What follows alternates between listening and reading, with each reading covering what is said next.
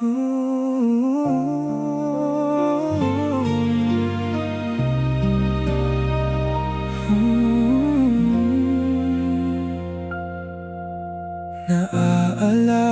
ko ang unang saya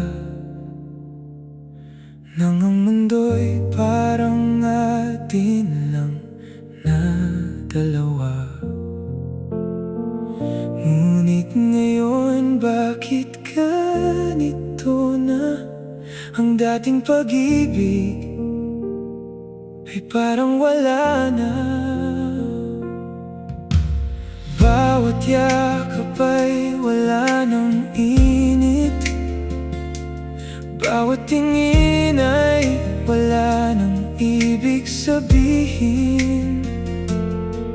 Kung puso natin ay kapwa na pagod, baka panahon ng tuluyan tayong bumitaw.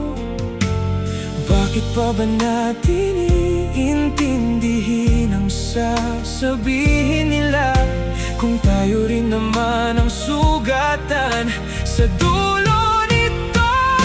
Hindi na natin kailangang pilitin ang pusong ayaw nang muling manabik.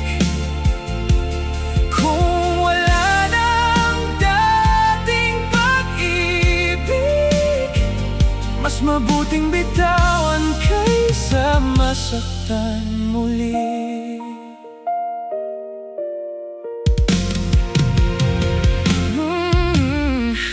Bakit tayo